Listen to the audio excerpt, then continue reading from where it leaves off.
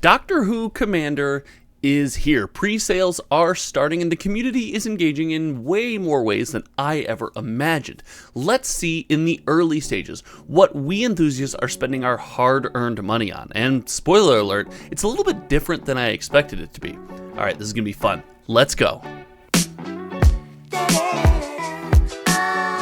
The Universes Beyond Doctor Who Commander product is going to be controversial. Whether you like it, love it, or absolutely can't stand it, regular enthusiasts like you and I are going to spend our hard-earned money on this product. And that is something that we do here. We see how our community is spending their dollars on popular online marketplace TCGPlayer as I track every single sold listing of sealed product for major Magic releases. And the early results for the Doctor Who pre-sale are astonishing. It is selling in ways that I did not anticipate, and I wanted to know when I started this project, what is the best-selling Doctor Who Commander deck? Of the 4 that are out there, what are we buying the most? So without further ado, let's look at the sales numbers. Let's talk about what it means for this set and what it might mean for future sets that might follow this model.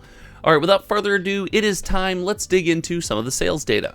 What I have here is a visual representation of those sold listings that I told you about. Now, I worked very hard to make sure I gather all of this data, never missing a single sold listing and going back over some of these numbers to make sure any returns are dropped off of our data so we can have a nice picture of how we are choosing to buy this product. But it is worth saying that that does not mean that this represents every single Doctor Who product sold in the Magic the Gathering community. It is a small microcosm, and we look to compare these sales and these numbers against other Magic the Gathering sets sold on the same platform. So in the spirit of doing that comparison, let's remember this doesn't represent the whole picture as, Magic the Gathering sales for Doctor Who is concerned, but it does represent how this set compares against other sets for data that we have tracked.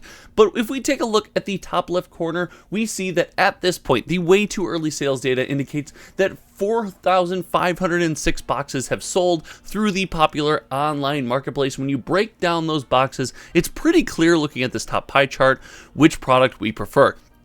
The Commander decks make up for 90%, 91.4 to be exact, of every box that flows through TCGPlayer, and that makes sense. With the Commander decks coming at varying price points starting at $70 and going all the way down to like $47, it is a much more affordable product. The Commander deck also gives us certain assurances as well. I believe it's 40 to 50 functionally unique cards are present in each deck. So players who want to get their hands on a game experience, all of the new cards and all that Doctor Who flavor can find that in the Commander decks, and that's why I find this product to be one of the most interesting products of this release. But don't leave behind that collector box yet. There's still a lot to be talked about when it comes to that. And when it comes to this sales data and how, we're going to analyze this stuff, if you want to get access to the sales data, you can join the channel membership. It's $5 a month, and you get access to all of my spreadsheets, custom content, and any other posts that I choose to do. But every piece of sales data that you see here is accessible by channel members, and they can take a look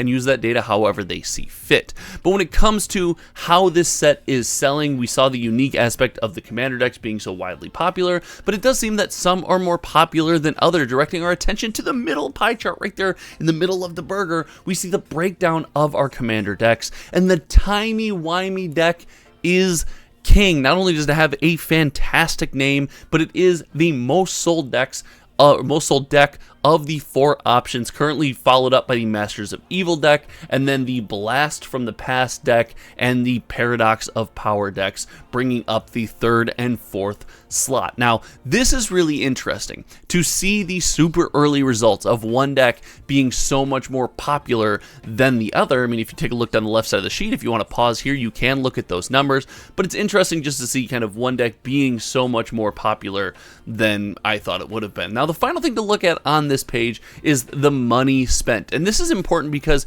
it indicates to us where Wizards of the Coast might put their focus. Now, this is normally a much tighter graph, and we do see expensive products that sell in decent numbers that tend to occupy more space on this graph than they do on the total products sold graph. But here we see the collector box jumping up from 8% to occupying 28% of every dollar spent on TCGPlayer when it comes to sealed product for Doctor Who Commander. And that's important because I do believe the collector booster box is an important product when it comes to this Universes Beyond release. I love the idea of getting other people who love other IPs and bringing their eyes into Magic the Gathering, having them experience Magic the Gathering, play with their friends, and helping grow our community. I think that is a massive win, but I do think it has to go beyond that. We have to have them fall in love with all the aspects of the game and the community and Magic as a whole, and also kind of get them comfortable with how products are disseminated to everyone who likes the game, and that is through booster boxes. So if you buy a Doctor Who Commander deck as a Doctor Who fan,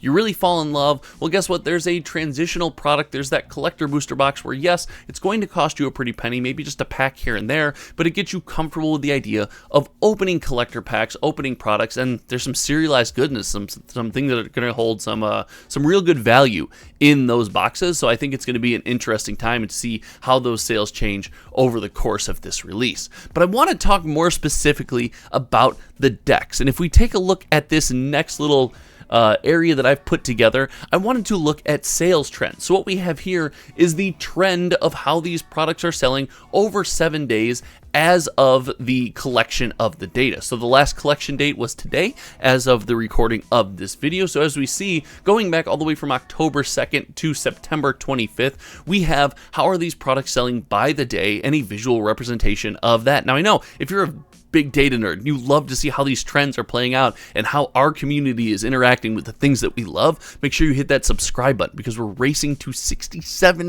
subs already. You guys are crushing that button, but still 80% of the people who watch these videos aren't subbed. So make sure you click that button. But we see a common trend here, and the common trend is, well, it's the last Friday in September, and you know what that means most of the time? It means payday. On that September 29th, every product saw a massive spike, but none more than that timey-wimey deck that we were discussing, which sold 160 units on that Friday alone.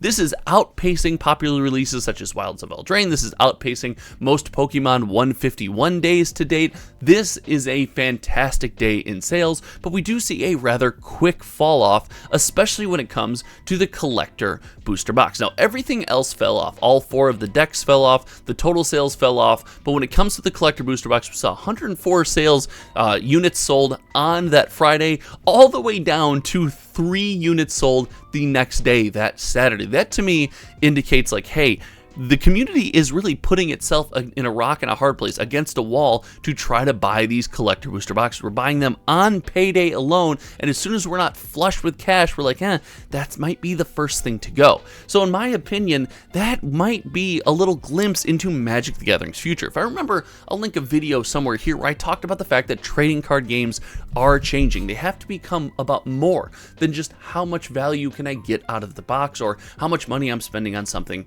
etc. I do believe we have to dip back into that love for gameplay and that love for that experience with our community. It's one of the reasons that I think it's so important that we find a way to bring Standard back and get our arena players and enthusiasts out from behind the computer at least once a week to the local game store and incentivize them to play some paper Magic and ideally some paper Standard. All of these things are tied into the future of Magic the Gathering, and we're seeing those trends happen right before our eyes with the sales data that we are capturing here. I think this is really interesting, but more importantly, the reason I make these videos and talk about all this stuff is because I want to know what you think. Let me know in the comment section below. Do you see these trends in your local scene with Doctor Who Commander? Is it something that you just don't see or think is a blip on the radar and people aren't really going to engage with it? Or do you think Doctor Who Commander is going to be a massive success? I want to know all of your thoughts in the comment section below. Big shout out to the brand new channel members. We've had 3 or 4 join in the last couple days, so I want to shout you guys out and say thank you so much for helping build